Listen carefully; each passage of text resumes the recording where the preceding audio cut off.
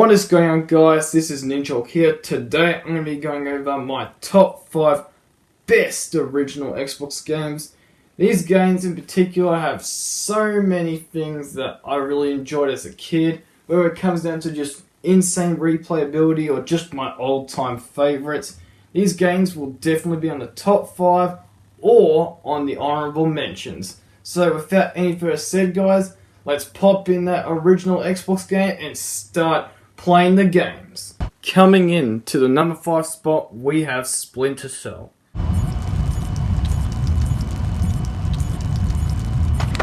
What the hell? I'm going to ask you some questions. When I think you're lying, I'll do this. Who do you work for? Vyacheslav Grinko. Tell me about him. He used to be Spetsnaz. Now he's mercenary. He works for President Nicholas. Where do I find Rinko? Here's how you make a good, simple stealth game. Pretty much play Splinter Cell 1 and already I've got all the things I need to say. Good level design, good songs, good enemies, and of course amazing weapons. But yeah, they're really fun to play with. Yes, you're going to have to get used to how to aim because it's different, but otherwise if you can get over all those things, you have yourself a good game that will definitely last you for a pretty long time. Still surprised by how it looks in this day and age. Anyways, Splinter Cell 1, definitely worth picking up, and I certainly wish I could get the disc anytime soon. Getting into more of my favourite games into the number 4 spot, we have Gauntlet Dark Legacy.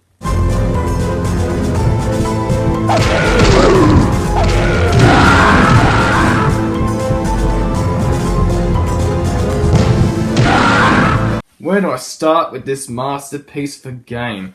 It's simple that you start off with a whopping 8 characters, which is pretty big by the way, and of course you've got, well, more than 8 characters you can unlock, and you can even enter in certain names for certain profiles to get certain characters like the rugby guy and you name it, even if they play like pretty much all the other characters. But to be real here, still worth it. And the boss fights are really fun and addicting as hell. They all have their unique patterns, so do the enemies. The game definitely amps up the ante when it comes down to medium, hard difficulty. Hell, even easy difficulty has some challenge to it too. Now that is cool. This game really kicked my ass when I was young, but in the end, after doing all the effort, let me tell you now, so worth it. And I still can't believe that no other games had 4-player campaign like this, and yet it still pisses me off that no other game does that. Going to the snow at the number 3 spot, my Tony Hawk game of my childhood, Amped.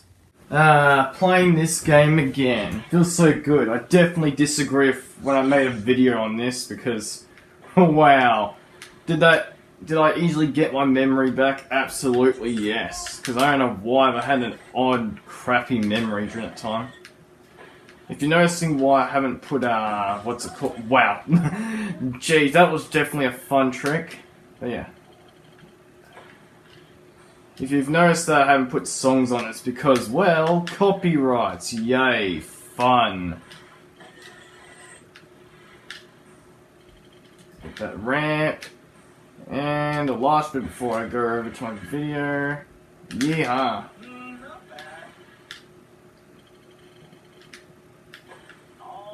There's more I can do, but I'm not going to go beyond this point. But anyway, I'm just going to cut back to the main video. Oh, actually, hang on. Damn! Amped is one of those mini-games where you don't really do much in the gameplay, but the amount of fun obstacles and even character variety as well as customization easily makes up for it. And what else to say about this game? Oh yeah, the snowmans. How could I not? I'd like just running the hell over those goddamn snowmans whenever I hit and sing all day long. I know. Here I come, snowman, and run over. Yeah, I know. It's just something so satisfying about that. The camera guys, which are like those red bars on top, which, yeah, you gotta do enough points in order to succeed. And yeah, they're pretty fun as well. Grinding, I don't know what, but there's just something so unique about it here.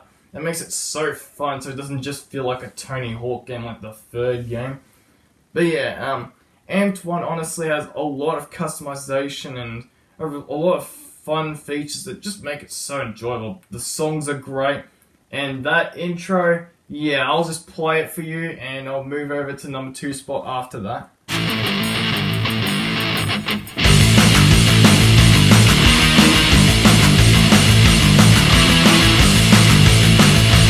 Coming into number 2 spot, we have Star Wars Battlefront 2. No, I'm kidding. Get that EA crap out of the way. Let's go with the original, because it's way all around better, and hell, it even looks better too. Tonight the fall of the Jedi is at hand. We have been directed by the highest authority to wipe out the insurgent Jedi Order that threatens our great empire. Our first objective is to capture the Council Chamber. Lord Vader will be our field commander. Let's keep the cheddar low and move out. Unlike the crappy EA Battlefront 2 and 1, Star Wars Battlefront 2, the original, does everything right. The front cover, maps, characters, and even character classes. They're all unique in their own way. No, hey, you can start with an SMG on an assault rifle class guy. No, everyone is unique in their own way. 4-player split screens in this, which the EA one does not do too. This one actually does require some skill too, which again the EA one doesn't. But yeah, this does everything better. Yes, it hasn't aged well in like certain bits here and there, but to be honest here, I don't really notice any of that stuff when I play it. As the campaign, I like it. Seeing the clones view of things instead of just seeing the main movie side of things that would otherwise never see at all. Which honestly, I really like how they executed this properly, and the guy that voiced, of course, that clone trooper is none other than the guy that voices Boba Fett in later titles. If I had to name one game that he does a great acting at, it's definitely this one. Both Boba Fett and even that clone trooper. But wow, so exciting just to hear what they even say. And I like how they have gameplay footage of like the camera playing in different directions, and they don't feel like they're copy and pasted in the most obvious way, which is what I like about it. Has their own unique theme too. But yeah, this game does everything I want. A huge variety of maps, a huge variety of heroes and villains to play as, Easter eggs to the movies, and so on. So many game modes, 4-player split screen. Yeah, beat that EA. But anyways, before I can get to my number 1 spot, let's go over some few honorable mentions.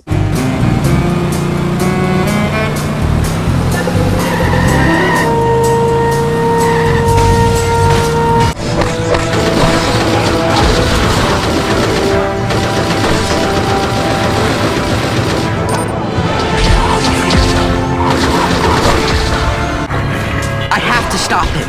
That means I have to put him down. Fast. It's killing me. It's killing me.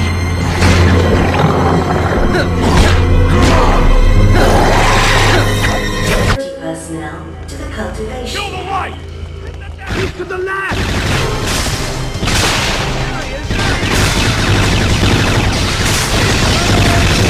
Move up!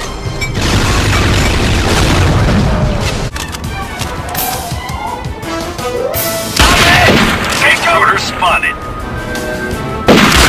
Man down!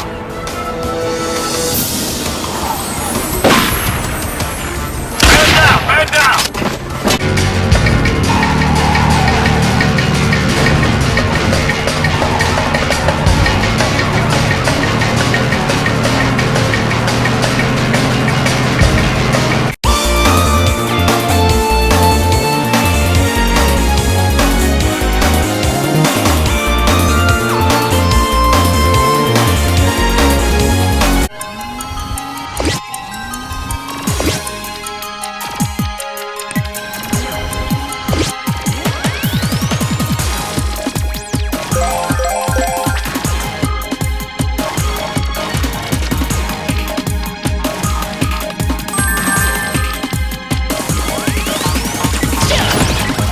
Coming into the number 1 spot, we have Halo Combat Evolved and Halo 2.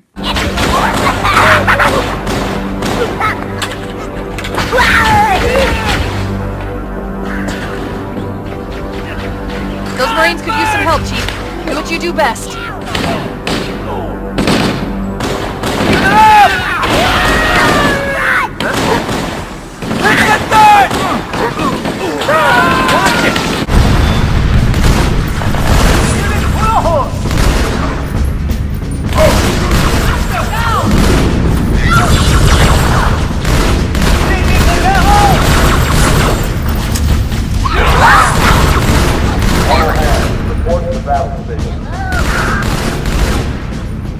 Before we can talk about Halo 2, let's talk about Halo Combat Evolved, aka the first game, and oh my god, this game is still a masterpiece.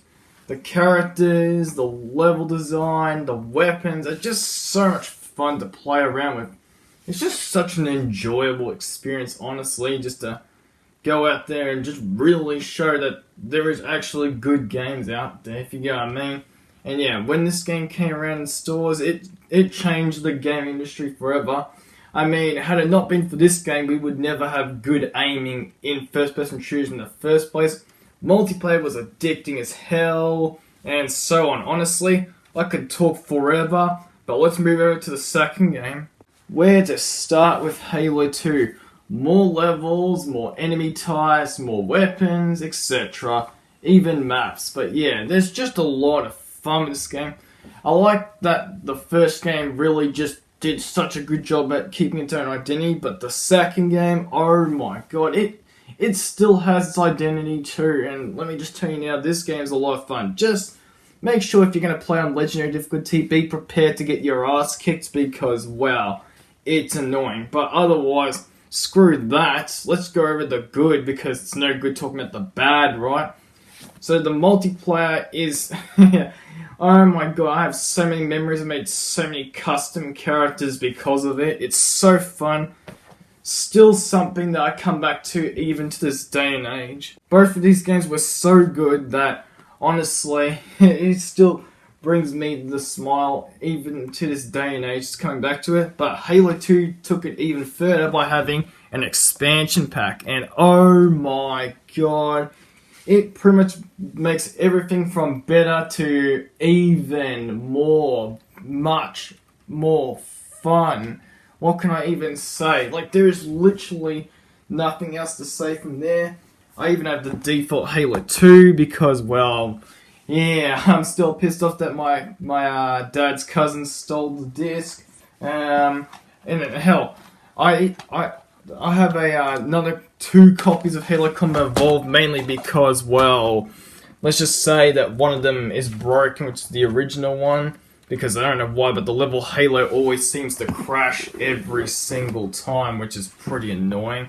But yeah, in the end of the day, I will say now that both these games are still a masterpiece to this day and age, and honestly, I just have no better answer to say than just what I just said right there. But anyway, I'll still remember these games in many years' time, which, funnily enough, I still always think of them even when I'm not playing them. Like, that's just how addicting as hell they are.